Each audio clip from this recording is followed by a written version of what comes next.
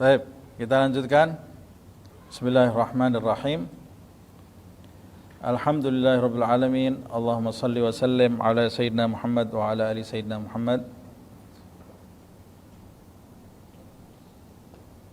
Nawina ta'allum wa ta'lim wa naf'a wal intifa' wa tadhakkur wa tadhkir wal ifadah wal istifadah wal hath 'ala at-tamassuk fi kitabillah wa sunnati Rasulillah sallallahu alaihi wasallam wa ibtigha'a maradatihi wa thawabihi wa qurbihi. Alhamdulillah, pada pertemuan yang lalu kita membahas bab istinja, ya. Kita sudah sama-sama mempelajari apa itu makna istinja, kemudian arti syarat itu apa, definisinya syarat itu apa, seperti yang disebutkan ma yalzimu min adamihil adam wala yalzimu min wujudihi wujud wala adam lidzatihi. Kemudian kita juga sama-sama membahas yang dimaksud dengan hajar itu apa, yang dimaksud dengan batu di dalam fikih itu yaitu segala benda yang padat, suci, menyerap dan tidak dihargai di dalam syariat, yaitu ghair muhtaram. Kemudian sekarang kita lanjutkan syarat-syarat istinja itu sendiri. Nah, ini yang akan kita pelajari di malam hari ini. Apakah syarat-syarat istinja itu? Syarat istinja itu ada 8. Syurutul idza'il hajari thamaniyatun. Jadi syarat-syarat sahnya istinja itu ada 8. Berarti kalau dimasukkan makna dari syarat itu sendiri, jika tidak ada salah satu syarat ini, maka tidak disebut orang itu beristinja. Tidak disebut beristinja dengan hajar atau dengan batu, artinya istinjanya tidak sah jika tidak memenuhi 8 syarat ini. Syarat yang pertama adalah ayyakuna bi thalathati ahjarin. Orang yang mau beristinja dengan batu, maka syarat yang pertama adalah dia harus beristinja dengan 3 batu. Kita sudah bahas di pertemuan yang lalu, yang dimaksud dengan batu di sini tidak harus batu. Tapi yang dimaksud dengan batu ini adalah segala sesuatu yang padat, menyerap dan suci serta tidak barang yang dihargai di dalam syariat.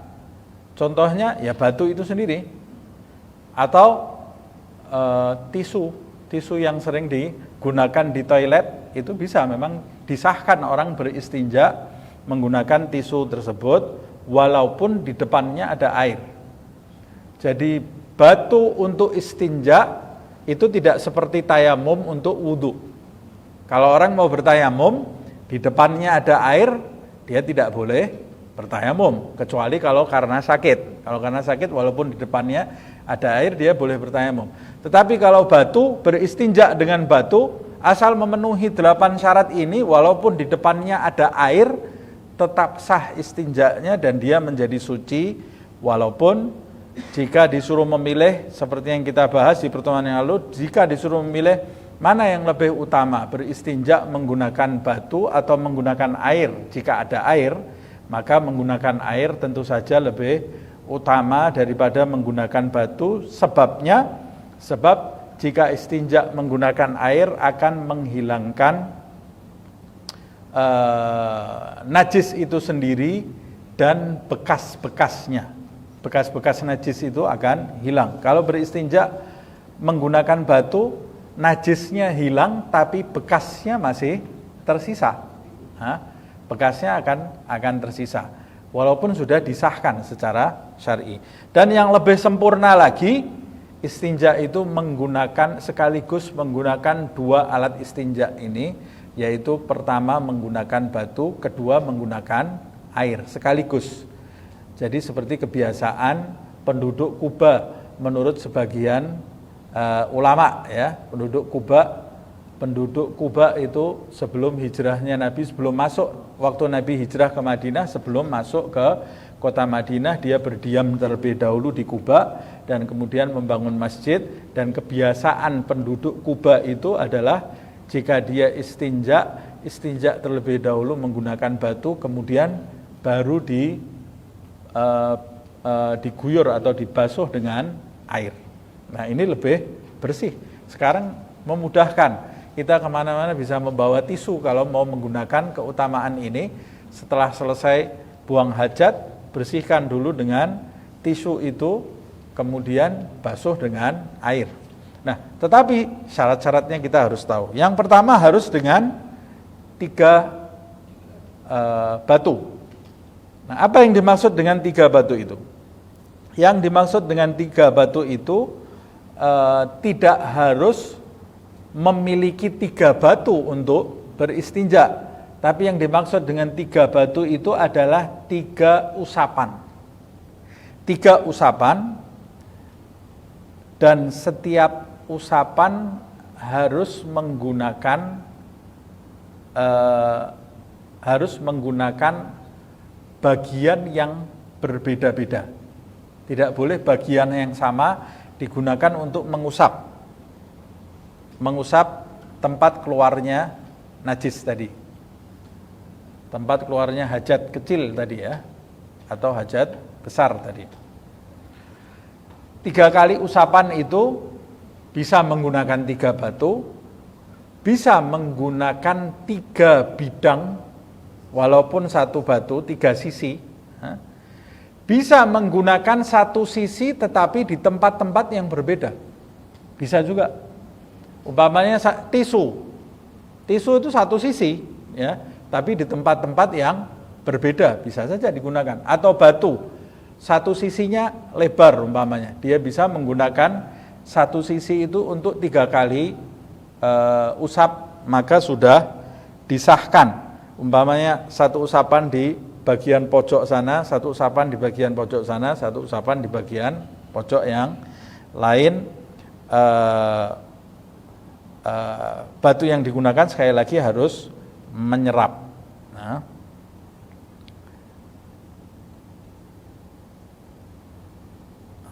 itu syarat yang pertama. Syarat yang kedua, nah di antara yang berpendapat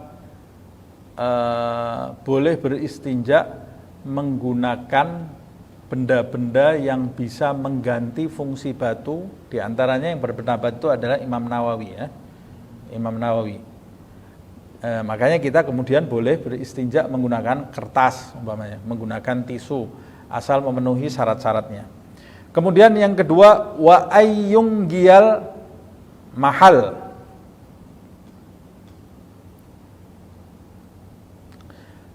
Yunggiyal mahal, an-naqa, membersihkan. Batu yang digunakan tadi harus bisa digunakan untuk membersihkan tempat najis tadi.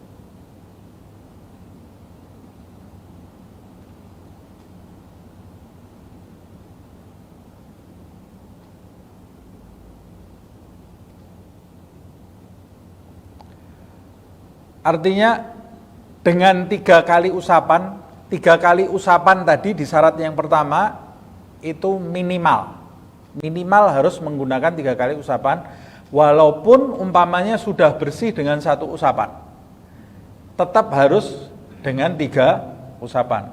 Syarat yang kedua, batu yang digunakan untuk membersihkan tadi harus sampai membersihkan tempat keluarnya najis tadi.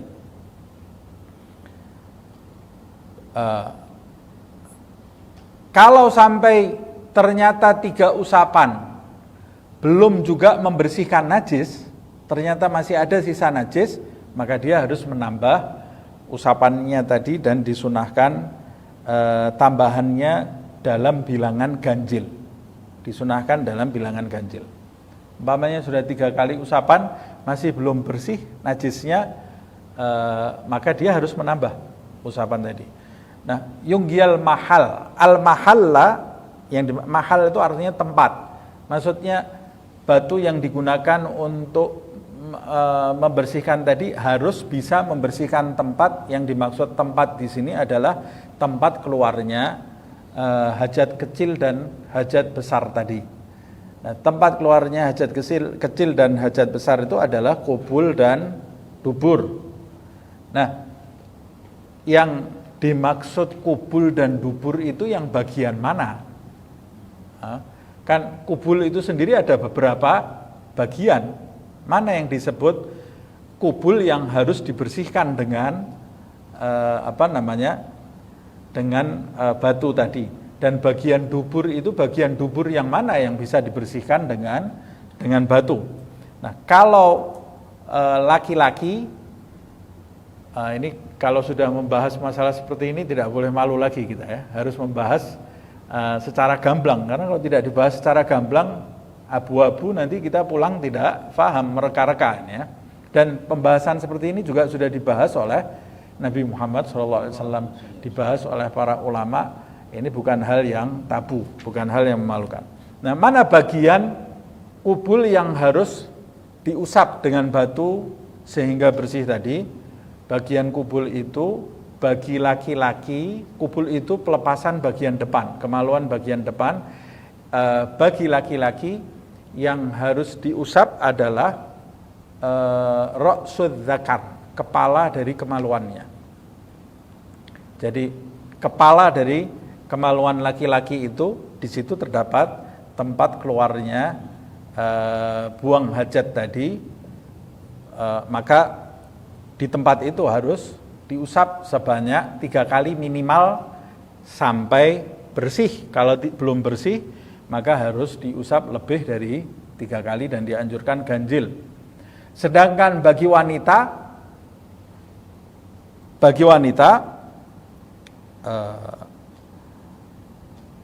yang harus diusap adalah zahir farjil mar'ah, bagian lahir atau bagian luar dari kemaluan wanita tadi, tidak harus diusap sampai bagian dalamnya. Jadi bagian luar dari kemaluan wanita tadi. Nah, itu kalau kemaluan bagian depan atau yang disebut dengan kubul. Jadi kalau kita menggunakan tisu, bukan diusap keseluruhannya, tapi diusap bagian depan bagi laki-laki. Begitu juga yang wanita, tidak perlu mengusap sampai ke dalam-dalamnya, tapi bagian yang luar saja yang diusap. Itu kalau pelepasan bagian depan atau kubul. Bagaimana kalau pelepasan yang bagian belakang? Mana yang dimaksud dengan dubur itu? Yang harus diusap. Yang dimaksud dengan bagian dubur yang harus diusap itu adalah bagian yang tertutup rapat ketika kita berdiri. Bagian yang saling menempel, yudom, itu yang saling menempel ketika kita berdiri. Nah, yang saling menempel di dubur kita ketika kita berdiri itu adalah bagian dubur yang harus diusap dengan batu kalau kita mau istinja menggunakan batu. Harus sampai ke dalam-dalamnya? Enggak, tidak harus sampai ke dalam-dalamnya, tapi cukup bagian yang menempel saja. Nah, 3 kali usapan itu adalah 3 kali usapan yang wajib, yaitu minimal. Kalau tidak kering harus nambah.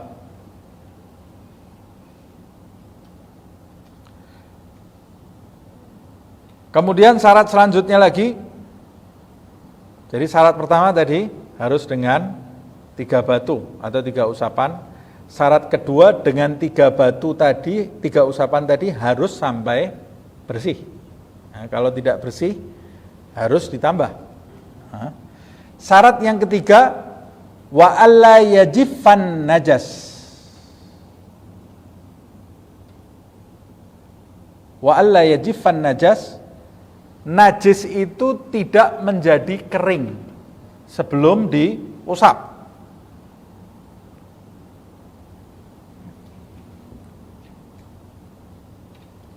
Apa yang dimaksud? Najis itu tidak menjadi najis yang keluar itu tidak menjadi kering sebelum diusap. Kalau najis itu telah menjadi kering sebelum diusap, maka orang tersebut sudah tidak punya kesempatan lagi beristinja menggunakan batu. Mengapa demikian? Karena kalau sudah kering, apanya yang mau diusap? Ini bukan air ini ya. Nah, kalau sudah kering maka menjadi hukmiyah gitu ya, menjadi hukmiyah, sedangkan hukmiyah itu tidak bisa, hukumnya masih ada najisnya walaupun sudah tidak ada barangnya. Barang najisnya sudah tidak ada, tapi zat najisnya itu masih ada di situ, makanya disebut hukumnya masih tetap najis. Kalau hukmiyah itu tidak bisa disucikan kecuali menggunakan air.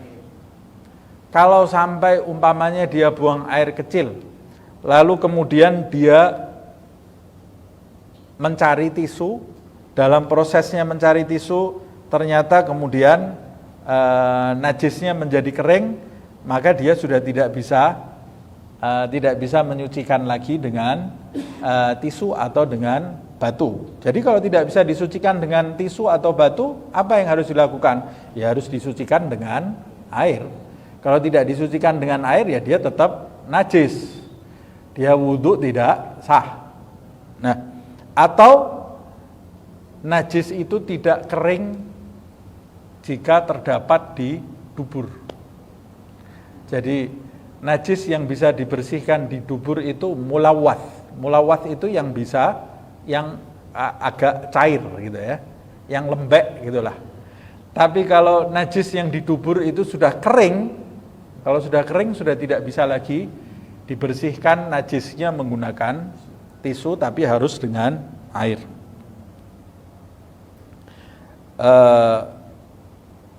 Itu syarat yang ketiga. Kemudian syarat yang keempat. Syarat yang keempat, an la yantakil. Najis itu belum berpindah.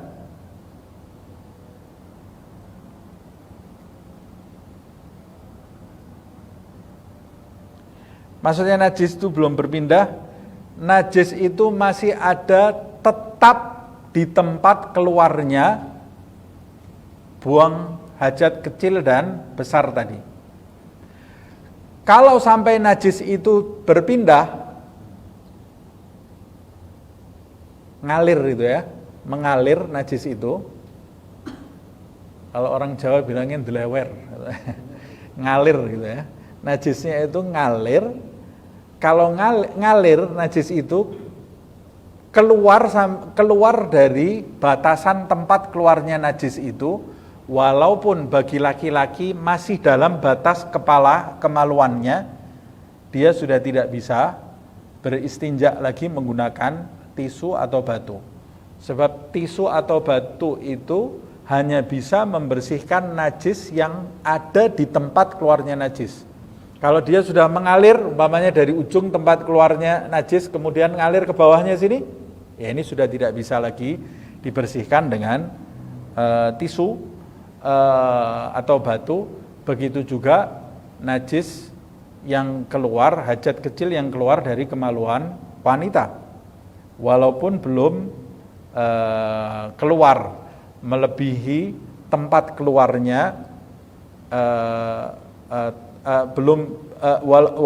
kalau dia sudah mengalir dari tempat keluarnya hajat kecil itu, maka si wanita tadi sudah tidak bisa membersihkan dengan tisu dan dengan batu. Begitu juga najis itu tidak boleh berpindah dari tempat keluarnya hajat besar. Kalau sudah berpindah, walaupun masih berada di area yang jika berdiri itu tertutup, belum sampai ke bagian belakangnya ini ya. Tapi sudah berpindah dari tempat keluarnya kotoran tadi, dari dubur tadi, maka dia tidak bisa lagi dibersihkan menggunakan tisu. Seperti itu. Wa an la yatra alaihi akhar, dan najis itu tidak dicampuri oleh yang lain, tidak dicampuri oleh zat lain. Bayangkan ini Islam ini mengatur istinja aja sampai 8 syaratnya ini ya. Nah ini semua pertama kita memenuhi istinja ini mengikuti syariat Nabi Muhammad SAW. Dengan istinja saja kita bisa bertambah cahaya kita karena mengikuti syariat Nabi Muhammad SAW. Jadi tidak asal tisu kemudian membersihkan kemudian dibuang. Nah orang-orang di luar Islam sana, ya dia beristinja dengan tisu tetap berpenyakit, ada penyakit kulitnya karena dia tidak memenuhi syarat-syarat ini yang diajarkan oleh Nabi Muhammad SAW. La yatra alaihi akhar, najis itu tidak ketumpahan atau bercampur dengan zat lain. Contohnya bercampur dengan najis lain, atau sedang buang air kecil kemudian tiba-tiba ada debu membawa tanah umpamanya, kemudian bercampur dengan najis yang ada tepat di tempat keluarnya najis itu, tapi bercampur dengan tanah umpamanya, sudah tidak bisa lagi dengan tisu, atau bercampur dengan keringat, atau bercampur dengan air umpamanya, atau bercampur dengan apapun, baik sifat campurannya itu suci atau najis sekalipun. Lebih-lebih lagi kalau najis maka tidak bisa lagi dibersihkan menggunakan batu. Kalau bercampur ya sudah ta'ayyanal ma', maka dia harus menggunakan air. Kemudian selanjutnya lagi berbeda dengan Imam Romli ya. Kalau Imam Romli mengatakan kalau bercampur dengan sesuatu yang najis masih tetap bisa ya, sesuatu yang suci. Kemudian selanjutnya lagi wa alla yujawiz safhatahu wa hasyafatahu. Najis itu tidak melampaui hasyafah bagi laki-laki, tidak melampaui kepala zakarnya, kepala kemaluannya, atau tidak melampaui bagian dubur yang tertutup rapat jika kita berdiri. Kalau sampai najis itu melampaui, maka tidak bisa lagi dibersihkan menggunakan tisu. Melampaui itu bagaimana? Najisnya pindah. Kalau tadi yang pertama najisnya itu mengalir, kalau ini najisnya pindah ke tempat lain, umpamanya dari tempat keluarnya najis pindah ke pahanya, sudah tidak bisa lagi menggunakan tisu sampai melampaui hasyafah kepala kemaluannya atau yang melewati bagian dari dubur. Sedangkan kalau wanita tidak melampaui, najis itu tidak melampaui sampai lubang tempat masuknya zakar. Kemudian berikutnya lagi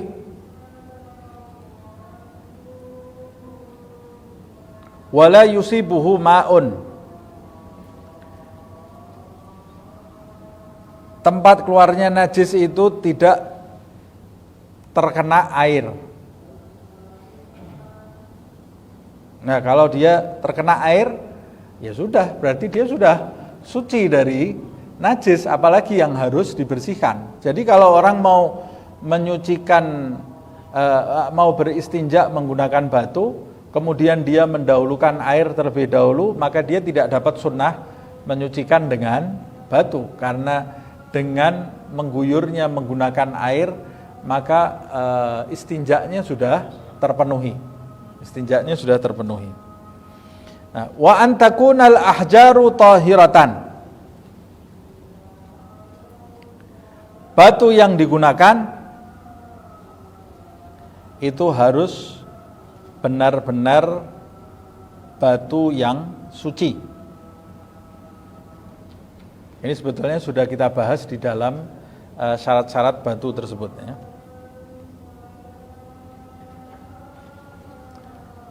Batunya harus batu yang suci. Kalau batunya itu dari sesuatu yang najis, memang batu yang digunakan itu dari sesuatu yang najis. Maksudnya batu di sini tidak mesti batu ya, seperti yang saya sebutkan di awal tadi. Umpamanya dari sesuatu yang padat, zat batu itu umpamanya najis. Seperti contohnya kotoran sapi umpamanya, yang sudah kering sekali, bentuknya padat, dia menyerap. Tapi asalnya najis, tidak bisa digunakan untuk istinja, walaupun padat, walaupun tidak ada baunya, walaupun menyerap. Atau istinjanya menggunakan kulit binatang, umpamanya kulit bangkai binatang, najis, tidak bisa. Atau tulang bangkai binatang, najis, tidak diperbolehkan. Atau mutanajis, mutanajis itu terkena najis. Kalaupun bendanya yang digunakan itu suci, tapi sudah terkontaminasi dengan najis, ya juga tidak bisa digunakan untuk bersuci. Nah, jadi apa yang harus dilakukan?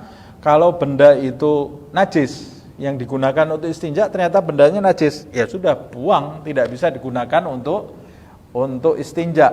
Tapi kalau benda yang digunakan itu ternajisi, masih bisa digunakan. Bagaimana caranya? Dicuci. Nah, benda itu dicuci, kemudian bisa digunakan lagi untuk istinja. Nah, dulu biasanya kalau istinja dengan batu ini menjadi sesuatu yang urgent ya, darurat, harus dipelajari bagi mereka yang tinggal di tempat yang minim air. Kalau di tempat seperti kita ini alhamdulillah. Nah, tapi kalau mau melaksanakan sunnah ya sah-sah saja, biar sempurna ya. Tapi untuk mereka yang tinggal di tempat-tempat yang kering seperti di daerah Afrika, walaupun tidak seluruhnya Afrika itu kering, atau di tempat seperti di Hadramaut. Nah, di Hadramaut saja air itu banyak, melimpah, tidak semua tempat itu kering dengan air. Tapi ada di tempat-tempat pedalaman yang memang air itu susah. Air itu susah. Maka dia memang harus belajar bagaimana tata cara menyucikan istinja itu atau beristinja dengan batu.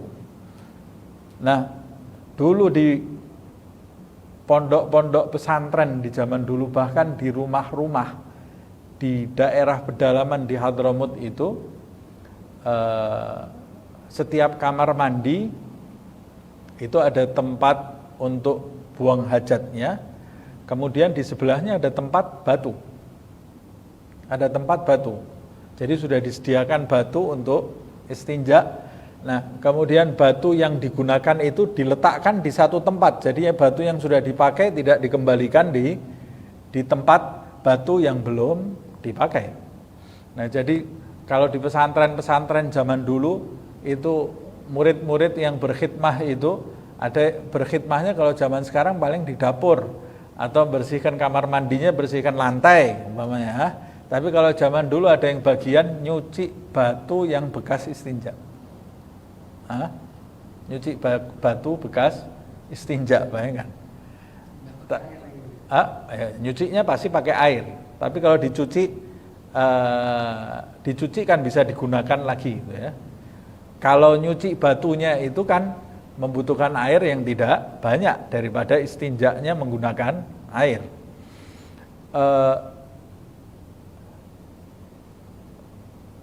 Habib Ali bin Muhammad Al-Habsyi di dalam kitabnya pernah menceritakan ada 2 orang murid yang ingin menyucikan dirinya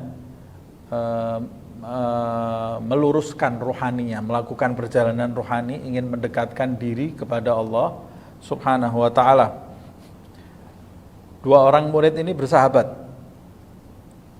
kemudian datang ke tempat satu orang guru besar, guru spiritual, ya, guru rohani yang dikenal di daerah situ.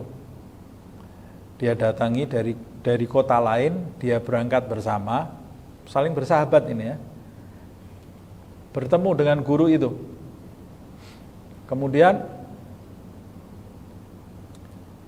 mereka berdua mengajukan ke guru tadi, wahai Syekh, tolong bimbing kami untuk menuju kepada Allah Subhanahu wa ta'ala.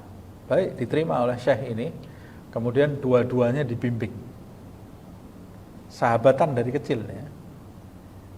Yang satu bulan sudah boleh balik, sudah boleh pulang. Yang satu lagi belum boleh pulang. Padahal ini sahabatan dari kecil. Yang satu boleh pulang, 1 bulan boleh pulang. Yang satu lagi ini belum boleh pulang. Dan tugasnya berat-berat yang diberikan oleh Syekh ini. Di antaranya yang disebut oleh Habib Ali, dia punya tugas setiap hari membersihkan WC. Membersihkan kamar mandi itu dan menyuci batu istinja. Nah, ini makanya saya ceritakan ada hubungannya sama ini ya. Setiap hari ini nyuci batu istinja. Kemudian kalau malam hari dia punya tugas, sebelum murid-murid yang lain bangun tahajud, dia harus lebih dulu bangun karena dia harus menyalakan lilin yang ada di masjid tempat pesantren itu. Lilinnya jumlahnya ada 1000. Dia harus bangun dulu, dia suruh nyalakan lilin satu-satu. Zaman sekarang tinggal pencet saja saklar, itu saja masih terlambat muridnya ya. Padahal gampang tinggal mencet saklar. Ini zaman dulu, lihat nih, mujahadahnya orang zaman dulu, dia ngidupin api itu, lilin itu satu-satu jumlahnya ada 1000. Jadi sama gurunya sudah berpesan gurunya ini ya. Ini jangan sampai ketinggalan ini. Kata dia, wah berat ini guru, ya kamu mau bersih enggak? Mau sampai ke Allah enggak? Ya saya mau, ya sudah jalani aja ini. Jadi kadang-kadang murid itu datang ke guru spiritualnya, syekh rohaninya, itu tidak mesti dikasih zikir-zikir yang jumlahnya banyak. Kadang-kadang yang lebih efektif itu dikasih, diberi tugas-tugas untuk berkhidmah.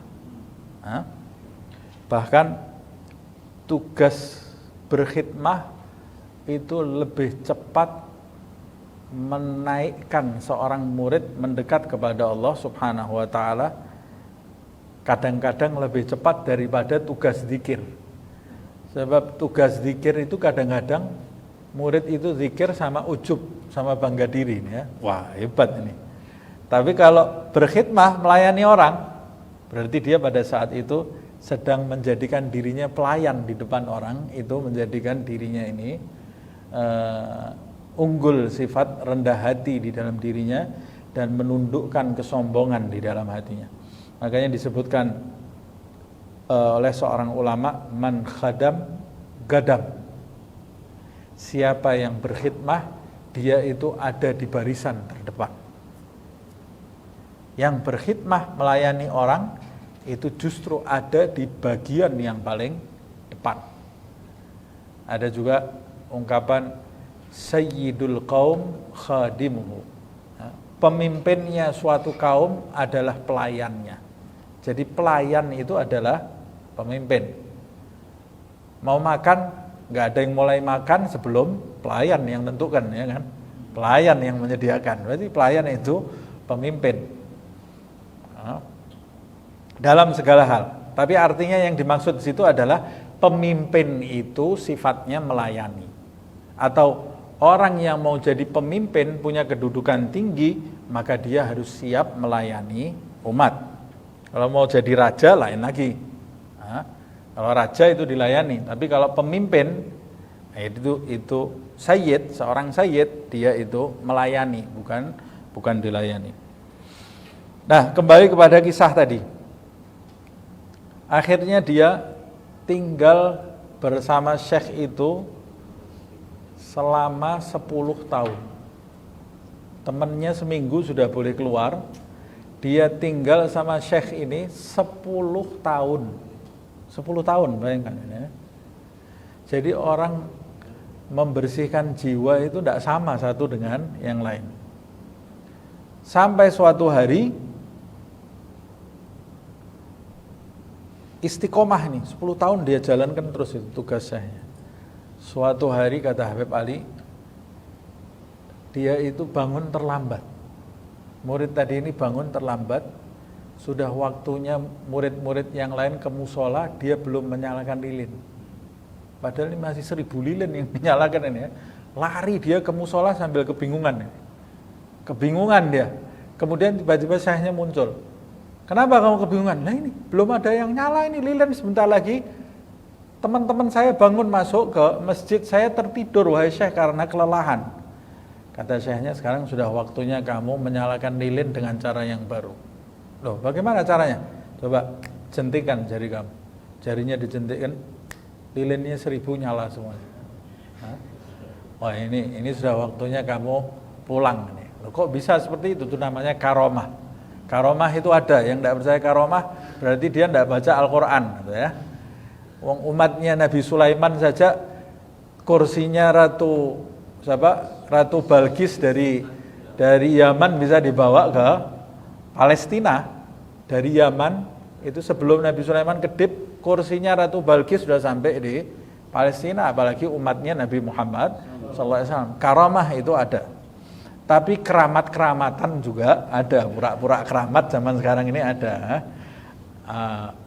Itu akhirnya dia sendiri terperanjat. Itu ciri-cirinya orang yang karomah dapat dari Allah Subhanahu wa taala. Kelebihannya itu tidak menjadikan dirinya sombong dan ujub, karena dia tidak bersandar dengan kelebihannya, tetap bersandar kepada Allah Subhanahu wa taala. Kata syekhnya, ini sudah waktunya kamu sudah boleh pulang ya. Nah, kemudian setelah dia pulang, sebelum dia pulang dia tanya kepada syekhnya, penasaran. Kenapa sahabat saya itu sahabat saya dari kecil? Kenapa dia seminggu sudah boleh pulang, saya nunggu 10 tahun baru boleh pulang? Apa bedanya saya dengan dia?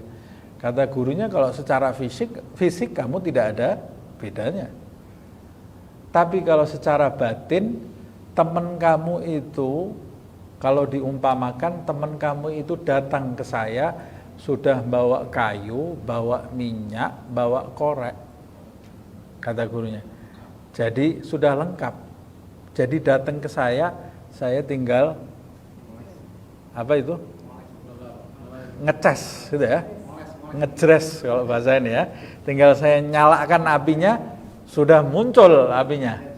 Nah, kamu ini datang, korek enggak bawa, minyak enggak bawa, kayu juga tidak bawa. Jadi saya perlu nyarikan kayu dulu buat kamu, cari minyaknya buat kamu, cari koreknya. Artinya itu sebetulnya kiasan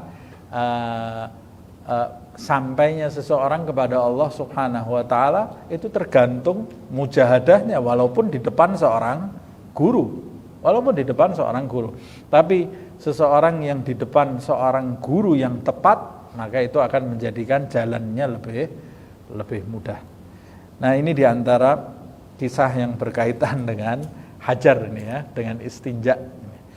Nah, 8 syarat ini kita harus memahaminya, dan kalau kita mau menggunakan tisu sehari-hari itu bagus, tapi harus memenuhi 8 syarat ini. Insyaallah di pertemuan yang akan datang kita akan lanjutkan bab berikutnya berkenaan dengan furudul wudu atau rukun wudu. Semoga Allah Subhanahu wa taala mengampuni dosa-dosa kita, menyucikan kita lahir dan batin, menjauhkan kita dari najis lahir dan batin, memudahkan kita jalan menuju kepada Allah Subhanahu wa taala, mempertemukan kita dengan guru-guru para wali Allah Subhanahu wa taala, para aulia Allah, para ulama, dan menjadikan kita duduk di hadapannya dengan adab yang sempurna, menjadikan pertemuan kita mendatangkan kebaikan bagi kita di dunia dan di akhirat. Dan semoga Allah Subhanahu wa taala menyembuhkan yang sakit di antara kita, di antara keluarga kita, di antara sahabat kita, khususnya menyembuhkan sakit Bapak Maghfur Ghazali bin Haji Razali. Semoga Allah Subhanahu wa taala segera memberikan kesembuhan, ya Syafi ya Syafi ya Syafi, la syifaa illa syifaa'uk, la syifaa'an la yughadiru saqaman wala alaman, ya Kafi ya Wafi ya Hamid ya Majid, irfa' anhum kulla ta'abin syadid waghfihim minal haddi wal hadid wal maradi syadid wal jayshil adid waj'alhum nuran min nurik wa izzan min izzik wa nasran min nasrik wa bahaa'an min bahaa'ik, ata'an min ata'ik, hirasatan hirasatik, ta'yidan min ta'yidika ya dzal jalali wal ikram wal mawahibil idham, as'aluka an takfiyahu min syarri kulli dhi syarr innaka Allah Khaliqul Akbar. Wa sallallahu ala sayyidina Muhammadin wa ala alihi wasallam bisirril Fatihah.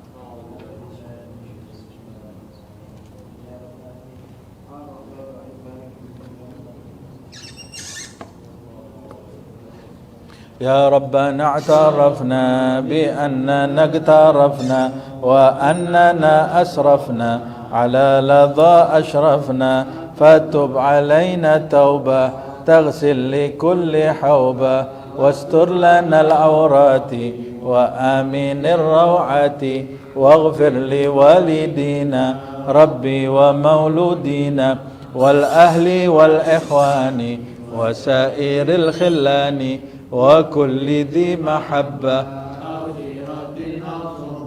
والمسلمين أجمع آمين. ربي اسمع فضلا وجودا منا لا باكتساب منا بالمصطفى الرسول رسولي نحظى بكل سول صلى رسولي نحظى بكل سول صلى وسلم ربي عليه عد الحب وآله والصحب عداد طش الصحب والحمد للإله في البدء والتناهي. سبحانك اللهم وبحمدك أشهد أن لا إله إلا أنت أستغفرك وأتوب إليك. سبحان ربك رب العزة عما يصفون وسلام على المرسلين والحمد لله رب العالمين والعفو منكم.